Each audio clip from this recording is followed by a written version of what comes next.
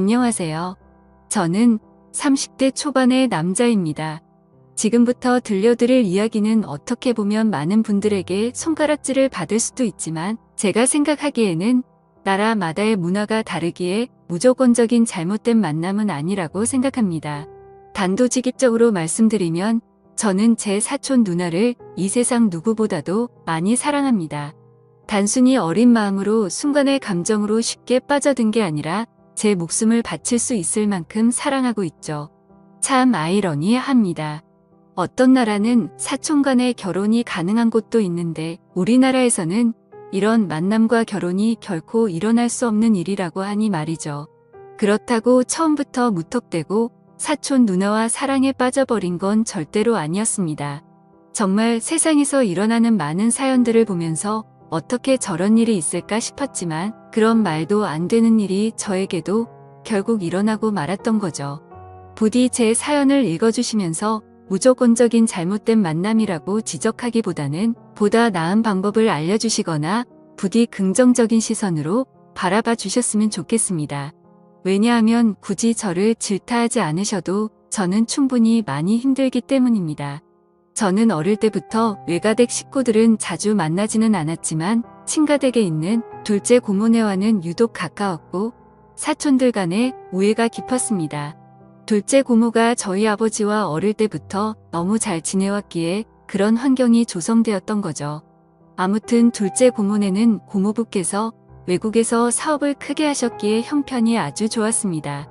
그래서 여름 휴가나 겨울 휴가 때 항상 저희 집으로 딸들을 데리고 오시곤 했었죠. 그것도 잠깐 와서 며칠 정도를 지내고 가는 수준이 아니었고 한번 내려오면 방학 기간이 끝날 때까지 오랜 시간을 머물고는 했었습니다. 그때는 그런 방문이 좋기도 하면서도 정말 싫기도 했었습니다. 어린 나이에 혼자 놀지 않아서 좋기는 했지만 TV를 보려고 할 때면 박터지게 싸우고 그랬기 때문이죠. 심지어 저는 외동 아들이어서 혼자였는데 고모네 딸은 3명이었습니다.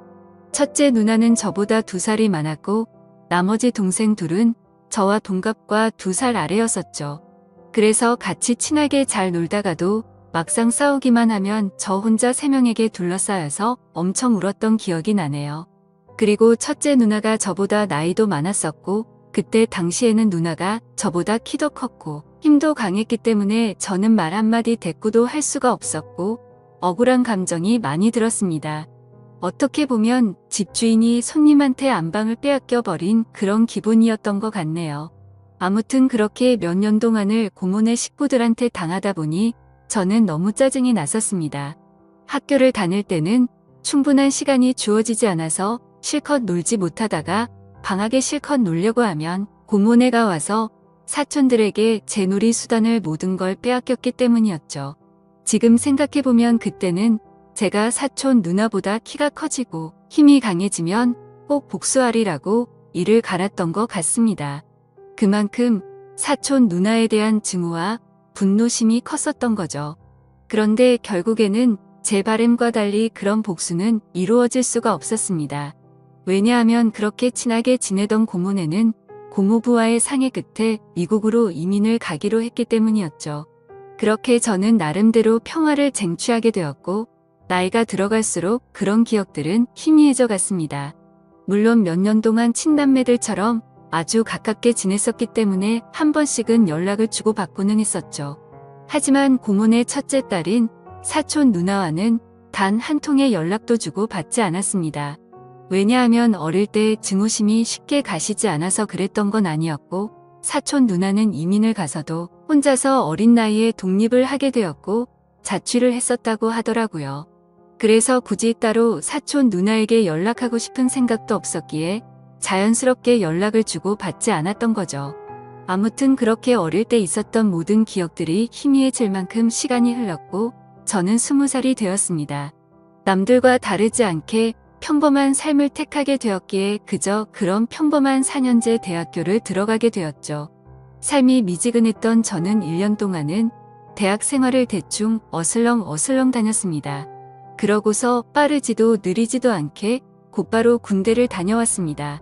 군대에서 지내다 보니 제 인생에 대한 회의감이 절실하게 느껴졌고 저는 곧바로 편입을 위해 재수를 하게 되었죠. 다른 사람들은 저녁 이후에 대부분 군대에서 보낸 시간을 보상받는다는 명목하에 사람들끼리 어울려서 술을 마시고 흥청망청 놀 시간에 저는 그러지 않았습니다. 저는 정말 1년이란 시간 동안 정신이 나간 사람처럼 공부를 했습니다. 친구들이 제게 독하다고 욕을 하고 저주를 퍼부을 정도였습니다. 솔직히 그런 게 내 인생에 도움을 주는 건 전혀 없었기에 가볍게 무시했었죠. 그래서 엄마의 휴대폰을 잠시 사용해서 연락이 안 될 거라고 통보를 한 뒤에 제 휴대폰은 개통조차 하지를 않았습니다. 그때 당시에 제 하루 일과는 정말 처절했습니다. 잠을 자다가 일어나면 공부로 시작해서 밥 먹는 시간과 화장실을 가는 시간을 제외하고는 오로지 하루 종일 공부만을 하면서 시간을 보냈습니다. 그로 인해서 코피는 하루라도 안 흘리면 이상할 정도였었고 여름에는 하루 종일 앉아있는 탓에 엉덩이에 땀띠가 너무 심각해져서 병원까지 다닐 정도였었죠. 그렇게 1년 동안 공부를 열심히 한 끝에 수능을 보게 됐습니다. 결과는 생각보다는 잘 나왔지만 결국 정말 아주 아쉽게 제가 바라던 대학교에는 떨어지고 말았습니다. 그래서 두 번째 지망하던 학교를 가느냐 아니면 1년을 더 준비를 하느냐의 기로에 서게 되었죠. 사실 말이 기로에 서게 된 거였지 제 뜻은 확고했었습니다. 공부를 시작할 때 목표는 오로지 한 곳이었기 때문이죠. 하지만 부모님의 눈에는 제 모습이 너무 처참했기에 제게 그 정도면 됐다며 두 번째로 지망한 학교로 가라고 하셨습니다. 저 또한 너무 힘든 1년을 지나왔기에 포기하고 싶은 마음도 굴뚝 같았죠. 하지만 결국 저는 고집을 부렸고 1년을 더 준비하기로 했습니다. 고통의 시간은 또다시 시작되었고 또다시 수능을 앞두고 어머니께서 오시더라고요. 어머니는 본인도 미신은 절대로 안 믿는데 지푸라기라도 잡는 심정으로 계명을 하는 게 어떻냐고 하시더군요. 저를 위해서 매일같이 기도를 드리러 다니시다가 만난 분에게 제 이야기를 했더니 이름이 뭔가 제 앞길을 자꾸만 가로막는다며 계명을 권하셨다고 하더라고요. 별로 고민할 것도 없었고 그러자고 했습니다. 제 이름에 큰 미련도 없었거니와 조금의 가능성이라도 더 생긴다면 뭐라도 하고 싶었으니깐요. 그리고 도저히 이 지옥 같은 시간을 더 이상은 할 자신이 없었거든요. 그렇게 계명을 하고 나서 저는 또다시 수능을 치르게 되었습니다. 결론을 말씀드리면 꿈은 이루어졌습니다. 제가 그토록 원하던 대학교에 합격을 하게 되었던 거죠. 그래서 제 인생은 군대를 가기 전과 후가 정말 완벽하게 달라지게 되었습니다. 그저 그런 평범한 대학생에서 우리나라에서 가장 좋은 대학교의 학생이 되었으니깐요. 그렇게 힘들게 얻은 자리였기에 저는 연애 한 번도 제대로 못한 채로 대학 생활만을 정말 열심히 했습니다. 시간은 금방 흘러갔고 어느덧 저는 졸업을 하고 다행히 대기업에 당당히 입사를 하게 되었죠. 처음 회사를 입사하고는 모든 게 낯설었고 힘든 시간의 나날들이 이어지더군요. 하지만 이곳 직장도 사람들이 사는 곳이라 그런지 점차 익숙해져 갔고 사내 커플이 있었는데 그 커플을 보고 있으니 저도 모르게 외로운 마음도 들기 시작하더라고요. 제가 학창시절에 엄청나게 인기가 있는 스타일은 아니었지만 적어도 여자친구가 없는 기간이 1개월도 넘기지 않을 만큼 항상 여자친구가 있었거든요. 대부분은 오랜 시간 동안 만남을 가졌기에 많은 여자들을 만난 건 아니었죠. 아무튼 이제는 열심히 이루고자 하는 바도 일단은 어느 정도 이뤄낸 것 같은 마음이 들기 시작했고 다른 사람들처럼 친구들도 만나고 회식도 하고 평범한 나날을 보내고 있었습니다. 그리고 주말을 앞둔 금요일 저녁 제 인생을 송두리째 바꿔놓은 여자를 만나게 되었습니다. 그날은 모처럼 회사를 마치고 친구들과 강남에 있는 술집에서 자리를 가졌고 술에 취한 나머지 평소에 거들떠도 보지 않던 감성주점의 술집으로 향했습니다. 그곳은 나름대로 헌팅을 하기에 자연스러운 분위기에 춤도 추고 술도 마시는 클럽 음악이 나오는 술집이었죠. 저는 시끄러운 곳은 그렇게 좋아하지 않는 성격이어서 별로 재미가 없었습니다. 그런데 참 눈이 즐겁긴 하더라고요. 어린 사람들이 신나게 꾸미고 와서 그런지 하나같이 잘생기고 예쁜 사람들 투성이었죠. 그렇게 한참을 놀다가 제 눈에 띄는 한 사람이 있었는데 그녀를 보자마자 첫눈에 사랑에 빠지는 기분이 들었습니다. 왜 그렇게 생각할 정도였냐면 저는 평생 여자에게 번호를 물어본 적이 없었는데 그 여자를 놓치고 싶지 않은 마음에 정신이 나갔던 건지 저도 모르게 그녀에게 다가가서 대뜸 번호를 물어봤던 거죠. 그녀는 시끄러운 소리에네 라고 되물었고 저는 다시 한번 번호 좀 알려주실 수 없냐고 물어봤습니다. 그러자 그녀는 죄송한데 남자친구가 있다며 정중하게 거절을 하더라고요. 그때 돌아섰으면 됐을걸.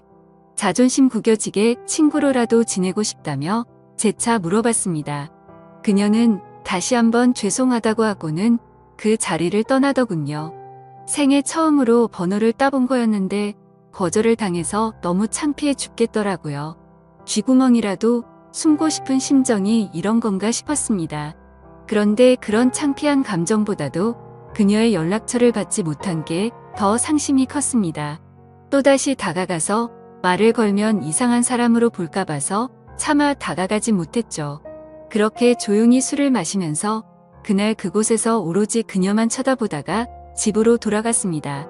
집에 와서도 용기를 다시 내볼 걸 그랬나 생각도 들었고 정말 아쉬운 마음에 밤새도록 잠을 설쳤었던 기억이 나네요. 사실 스쳐가는 인연이라고 생각하면 며칠 정도 지나면 금방 잊혀져야 정상인데 그로부터 3달 정도가 지났을 무렵에도 문득 그때 그날의 그녀가 생각나서 환장할 노릇이더라고요. 해변가에서 모래벌판에서 바늘 찾기라도 하는 심정으로 3달 사이에 10번도 넘게 그곳에 다시 가봤었습니다. 하지만 결코 다시 마주칠 수가 없어서 운명이 아닌가 보다 하고 포기하고 있었죠. 그렇게 아무 생각 없이 탕비실에서 커피를 타고 있다가 옆을 봤는데 드라마에서 보는 장면처럼 저는 너무나도 깜짝 놀라서 커피를 떨어뜨리고 말았습니다. 왜냐하면 그토록 찾아 헤매던 바로 그녀가 제 눈앞에 있었으니깐요. 그녀는 저를 보면서 이 사람이 왜 이러지 싶은 표정으로 저를 쳐다보고 있었고 저는 혹시라도 커피가 튀었을까봐 죄송하다고 고개를 숙여 사과를 했습니다. 그러자 그녀는 생긋 웃으며 저는 괜찮다며 본의 아니게 놀라게 해드려서 죄송하다고 하더라고요. 그렇게 어색한 인사를 뒤로하고 그녀의 명찰을 보니 저희 회사 명찰을 달고 있었습니다. 이게 웬걸 정말 하늘에서 내려준 운명이 이런 거구나 싶어서 너무 기뻤습니다. 기쁜 마음을 최대한 가라앉히며 조심스럽게 그녀에게 물어봤죠. 혹시 이번에 신입 공채로 들어오신 거냐고 물어보자 그녀는 고개를 끄덕이면서 잘 부탁드린다고 대답을 하더군요. 다행스럽게도 몇 달 전 제가 번호를 물어본 사람인 건 전혀 모르는 눈치더라고요. 저는 그 순간 이 모든 상황이 너무 꿈만 같았고 제가 그녀로 인해 고민하는 걸 상담해주던 친구에게 곧바로 전화를 걸어서 자초지종을 설명해줬습니다. 친구의 반응도 어떻게 그런 일이 있을 수가 있냐며 말도 안 된다고 말하면서 놀라더라고요. 아무튼 그날 이후로는 회사에 출근하는 발걸음이 그렇게 행복할 수가 없었습니다. 그리고 그와 동시에 슬픈 마음도 쉽게 가시지가 않았죠. 왜냐하면 그녀의 손에는 커플링으로 보이는 반지가 끼어져 있었고 그동안 멍청하게 잊고 지냈던 생각이 들었습니다. 그녀는 제게 남자친구가 있었다고 한 사실이었죠. 사실 기억을 못하지는 않았지만 연락처를 달라고 하면 대충 거절하려고 남자친구가 있다고 거짓으로 대답하는 그런 거라고 믿고 싶었던 것 같습니다. 그렇게 또다시 저는 그때 감성주점에서 멀리서 쳐다만 보고 있던 제 자신을 또 보고 있는 기분이었죠. 그때 그런 생각이 들었습니다. 골키퍼가 있다고 골이 안 들어가나? 결혼을 한 것도 아니고 법적으로 문제가 되는 것도 아닌데 최선을 다해보자 싶더라고요. 저에게는 끈기와 노력이라는 제 자부심이 있었기에 그때부터 또다시 저는 불타올랐습니다. 하지만 도가 지나친 관심과 행동은 최대한 지양하였고 업무를 핑계 삼아서 가끔씩 찾아가서 업무에 대해 물어보면서 은근슬쩍 제 존재를 각인시켰습니다. 그렇게 시간은 천천히 흘러갔고 그러던 중 부서 간의 회식 자리가 잡혔습니다. 그토록 기다리던 시간이었는데 드디어 기회가 왔구나 싶어서 기분이 좋았죠. 며칠 뒤 회식이 있는 날 저는 정신을 바짝 차리고 술을 마셨고 그녀와의 사이를 더욱 가깝게 하기 위해서 최선을 다해 빈틈을 노리고 있었죠. 그러던 중 너무 긴장하면서 술을 마셔서 그런 건지 배가 아파서 화장실을 갔습니다. 볼일을 보고 있는데 바깥에서 남자 소리가 들리더군요. 너 옆 테이블에 있던 신입사원 얼굴 봤냐고 묻더니 우리 회사에 저런 미녀가 언제 들어왔냐면서 내가 고백해볼까? 이런 식으로 웃으면서 그녀에 대한 이야기를 하고 있더라고요. 그 말을 듣는 순간 기분이 너무 불쾌했지만 뭐라고 말할 수는 없었습니다. 제가 남자친구도 아닐 뿐더러 사실 제가 첫눈에 반할 정도였으니 다른 남자들이 볼 때도 당연히 호감이 갈 수밖에 없겠구나라는 생각이 번쩍 들었던 거죠. 그래서 저는 이러다가는 별의 별 사람들이 다 고백하겠다고 생각하고 조금 더 적극적으로 그녀에게 다가가야겠다라고 생각을 고쳐먹었습니다. 결국 사람들이 너무 많이 모여있던 회식 자리에서는 도저히 가까워지기가 어려워서 목적 달성에 실패했고 그날 이후로는 조금 더 적극적으로 그녀에게 다가가려고 마음을 먹고 출근을 했죠. 멀리서 그녀가 혼자서 탕비실을 들어가는 모습을 보게 되었고 저는 심호흡을 하고는 그녀를 따라서 탕비실로 들어갔습니다. 그런데 마침 탕비실에서 나오던 그녀의 커피가 제 와이셔츠에 쏟겨버리고 말았던 거죠. 순간적으로 깜짝 놀라긴 했지만 이게 무슨 횡재냐 싶었습니다. 그녀는 너무 깜짝 놀라면서 죄송하다면서 어떡하냐고 발을 동동 굴리는데 그 모습조차 너무 귀엽더라고요. 당황해하던 그녀는 제 옷을 빨아서 드라이 클리닝까지 해서 가져다 드릴 테니 자신에게 달라고 하더군요. 그래서 저는 탈의실에 있던 와이셔츠로 갈아입고서 점심시간에 맞춰서 그녀에게 제 셔츠를 전해줬습니다.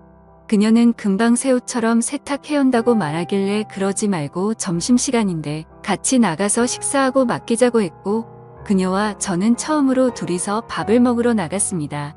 밥을 먹으러 나란히 앉아있는데 기분이 너무 좋았습니다. 마치 연인이 데이트하러 나와서 밥을 먹는 기분이 들었기 때문이었죠.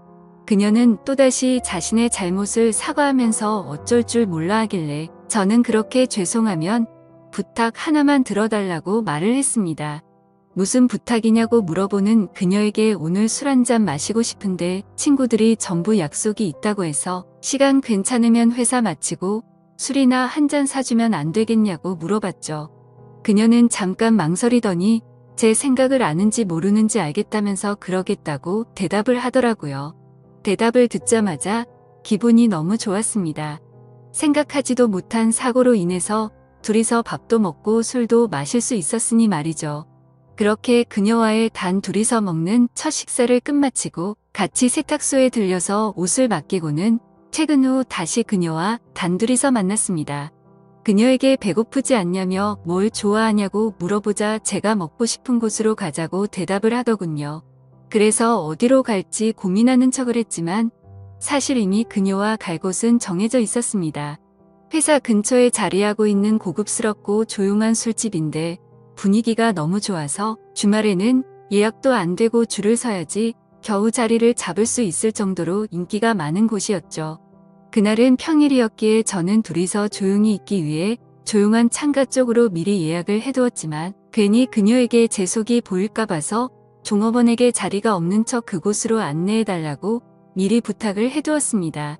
그녀와 저는 술집으로 들어갔고 카운터에 있던 종업원은 제가 말했던 색상의 넥타이를 보고는 저와 서로 눈빛으로 신호를 주고받았고 미리 약속해 두었던 창가 쪽에 제일 조용한 곳으로 자리를 안내해 주더군요.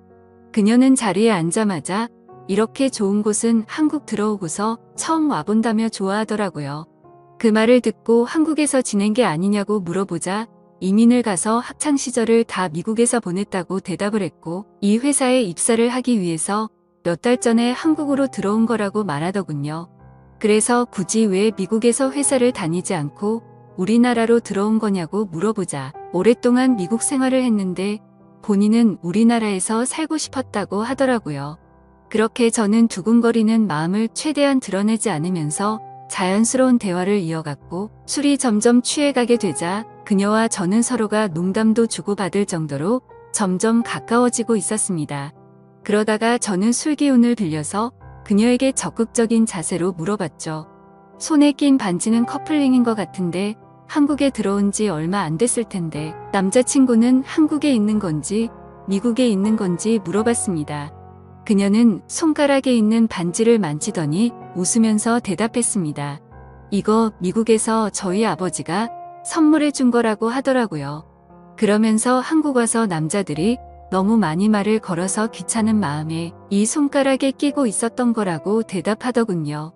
그 순간 천국에 있으면 이런 기분인 건가 싶으면서 구름에 앉은 것처럼 기분이 좋았습니다.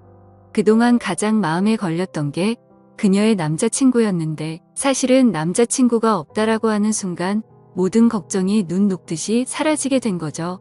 저는 그녀에게 조금 더 다가가고 싶은 마음은 굴뚝 같았지만 아무래도 수많은 남자들이 이런 모습을 보였을 테니 저는 그러지 않으려고 조심했습니다. 그런 모습이 그녀의 호기심을 자극시켰던 건지 약간은 무뚝뚝하게 행동하는 저에게 그녀는 관심을 갖기 시작했는지 제게도 질문을 하더라고요. 선배님은 여자친구 혹시 있으세요? 라고 물어봐서 저는 없다고 대답을 했죠. 그러자 그녀는 그러시구나 대답을 하는데 약간은 입꼬리가 올라가는 모습을 보았습니다. 뭔가 순간적으로 그녀도 내게 관심이 있을 수도 있겠구나 싶더라고요. 그때부터 들뜬 기분으로 소주 대신 위스키도 괜찮냐고 그녀에게 물어봤고 곧바로 위스키를 마시기 시작했습니다. 제 인생에서 제 돈 주고 마시는 가장 비싼 위스키여서 그런지 술이 정말 술술 넘어오는데 취기도 엄청 빨리 올라오더라고요. 그래서 저도 모르게 그동안 있었던 모든 일들에 대해서 그녀에게 모두 밝히고 말았습니다. 몇 달 전 우연히 만나서 첫눈에 반하게 되었다는 사실부터 시작해서 너무 성급하게 말을 걸었던 게 후회돼서 몇 달 동안 그곳에 찾아간 것도 이야기했고 회사에서 처음 만난 순간부터 너무 꿈만 같아서 오늘 이렇게 술을 마시러 오는 순간까지 이 모든 것들이 기적인 것만 같고 행복하다고 제 진심을 담아서 고백했습니다. 혹시라도 무슨 스토커처럼 생각하지는 않을까 걱정을 하고 있었는데 그녀는 제 진심을 알아준 건지 조용히 제 눈을 바라보면서 손을 꼭 잡아주더라고요. 그렇게 그녀와 저는 서로의 마음을 확인한 뒤로 연애를 시작하게 되었습니다.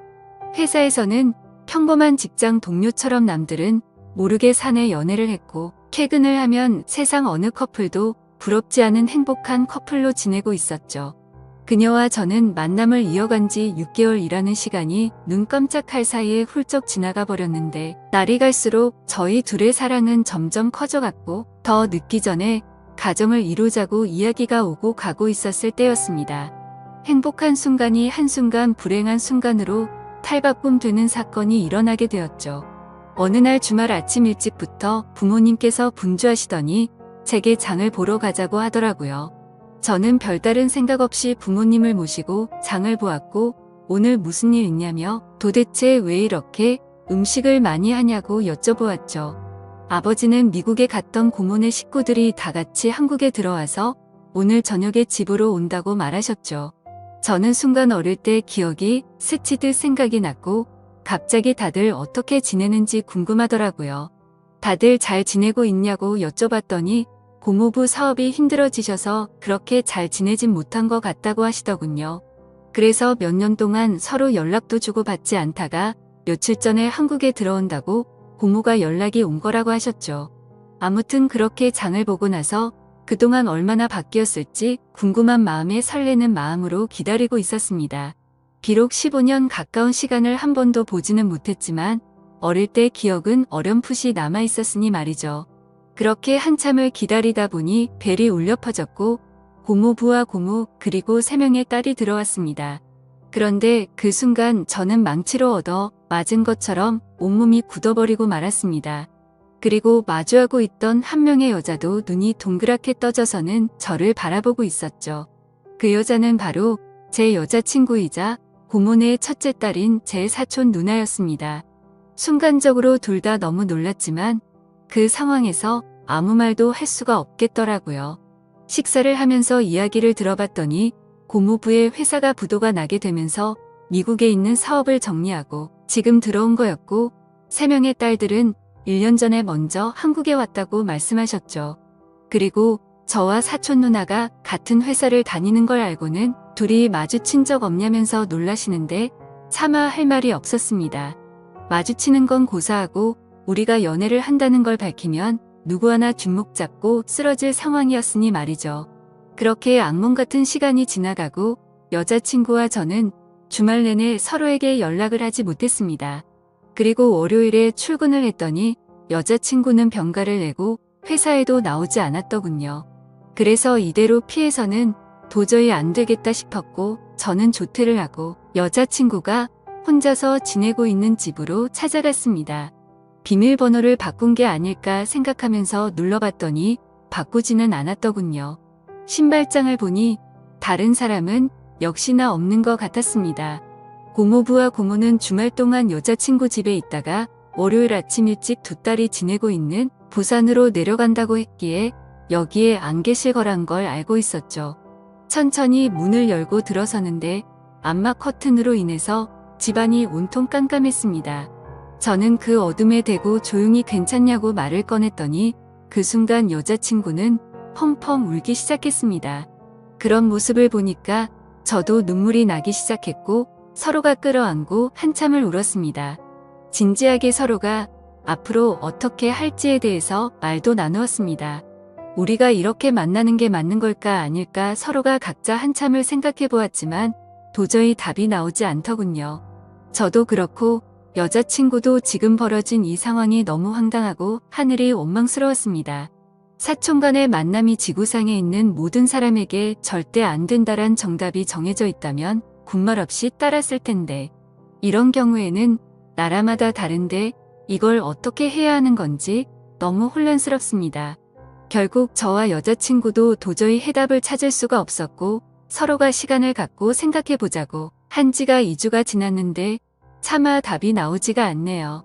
지금은 서로 회사에서 마주쳐도 아무 말도 못하고 있는 상황이고요. 가슴이 터져버릴 만큼 답답한데 어떻게 하는 게 맞는 걸까요? 솔직히 저는 그녀를 너무 많이 사랑하고 제 목숨도 바칠 수 있기 때문에 부모님께는 너무 죄송스럽지만 여자친구와 저와의 사이를 모두에게 비밀로 하고 아무도 모르는 다른 나라로 이민을 가서 행복하게 살고 싶습니다. 만약 여러분들에게 벌어진 상황이라면 어떻게 하실 것 같으신가요? 많은 분들의 의견을 들어보고 싶습니다. 감사합니다.